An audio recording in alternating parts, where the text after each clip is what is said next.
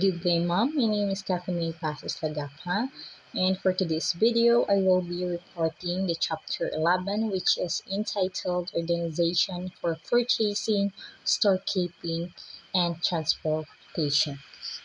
So, learning outcome. After the discussion, learners will be able to be knowledgeable with regards to purchasing, storekeeping, and transportation. Second is to determine each one's importance towards the business organization. So, the place of purchasing. So, the function of purchasing is as old as selling, for the two acts are complementary and one cannot take place without the other. So, it has inevitably developed as a part of large-scale business and a department of the specialized functional organization. So it has attained ever increasing importance with the recognition of the fact that mass production operation depend on a steady and reliable flow of materials and supplies, and the cost of these purchase components constitute a major factor.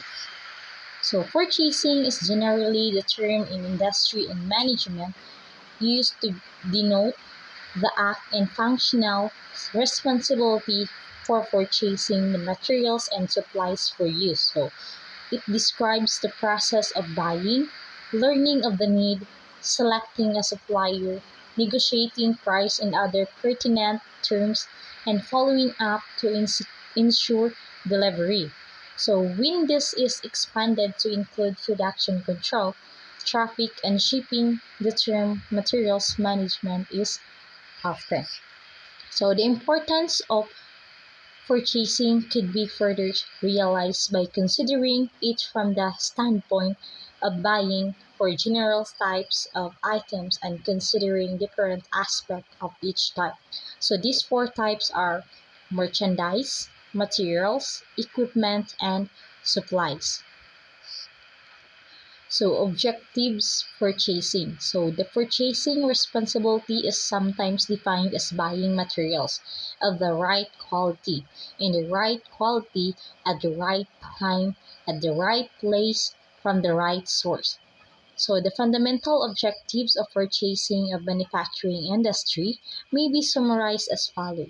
So first is to maintain continuity of supply to support the manufacturing schedule. Second is to do so with a minimum investment in materials inventory consistent with safety and economic advantage. Third is to avoid duplication, waste, and obsolescence with respect to materials. Fourth is to maintain standards of quality in materials based on suitability for use. And lastly is to procure materials at the lowest cost consistent with them.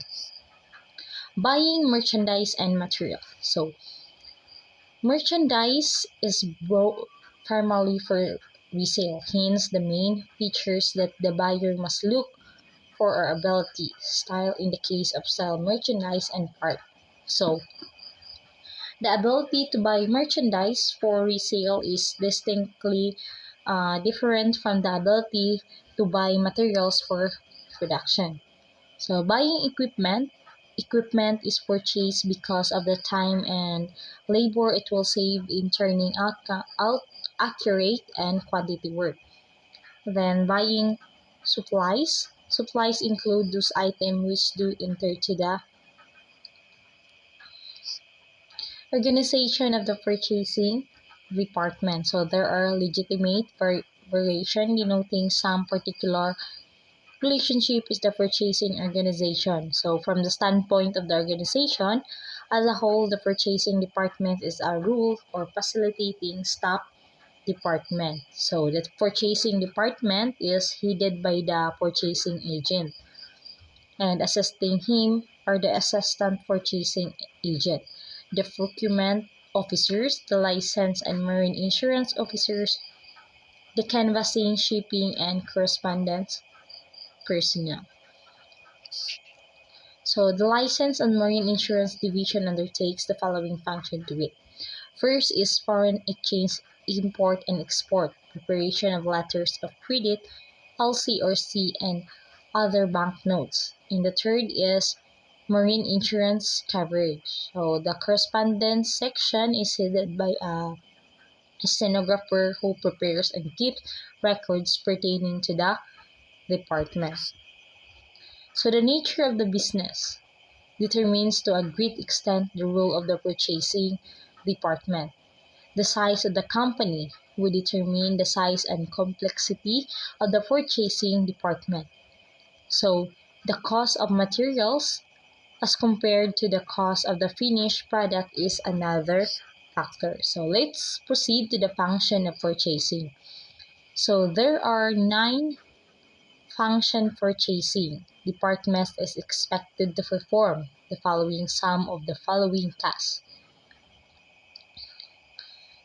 First is to secure necessary raw materials, equipment, facilities, supplies, and other items according to the specification earlier arrive at the time fixed by a schedule or when they are needed. Second is to buy at prices according to the standards demanded with current market prices but taking advantages of discounts that may be availed of. Third is to ask quotation or bids on major items and to purchase items not requiring bids to canvass for prices when the need arises. So fourth is to cultivate sources of supply. Fifth is to participate in the formulation of a specification for purchases and in conferences where purchasing is related. And six is to be on the lookout for new products or desirable substitute. And seventh is to interview salesman even when that they sell is not needed at the time and help them see company executive. And eight is to study market and the best time to buy. And lastly is to count and inspect purchases. So to approve invoices for payment, to keep informed on government regulation and inform other executive about them. Keep records on supply materials and other purchases, to study the company needs and requirements, to attend the routing of purchases, and to look after the disposal of surplus or obsolete materials, equipment, supplies, and merchandise. Procedure in purchasing. Purchasing is not as simple as task as may appear to the average person who's only experienced in purchasing personal needs. So the different step in purchasing followed by purchasing department illustrated in figure 8 are as follows. So first is the purchase requisition is prepared and signed by the department head needing the materials. Second is the requisition is coursed through the accounting department for indication of funds available. Third is the purchase requisition is then forwarded to the purchasing department. And fourth is the purchase order PO is signed by purchasing agent, the requisition, the treasurer, and the general manager. Fifth is the purchase order has been forwarded to the supplier or to the winning bidder in the case of bidding. Six is upon delivery of the purchased goods, they are checked by the requisitioner and to representative of the inspector or auditor to find out whether requirements as to specification are complied with.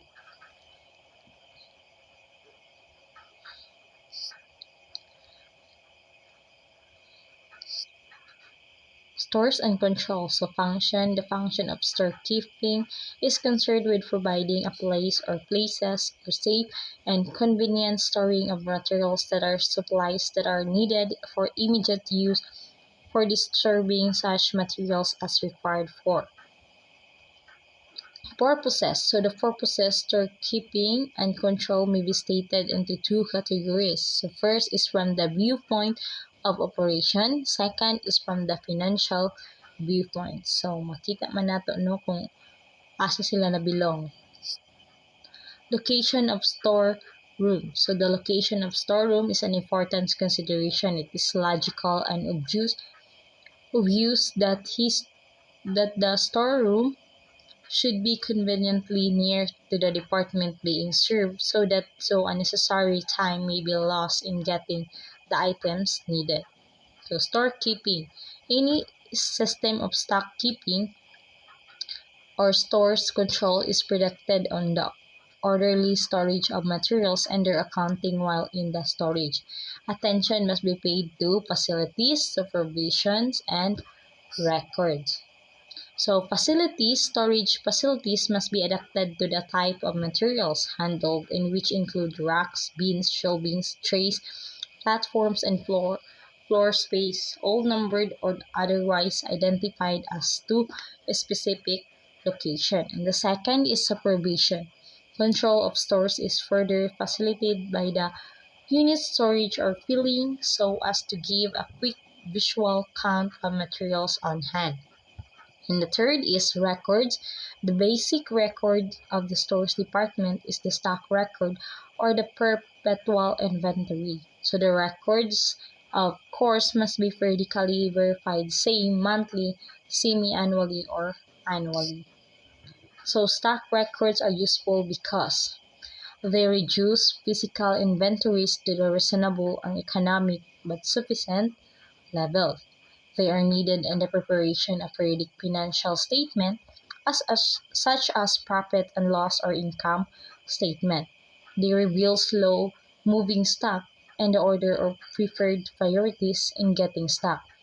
They form a basis or adjustment in the event of fire, theft, or calamity. They minimize the commission of acts for dishonesty and carelessness.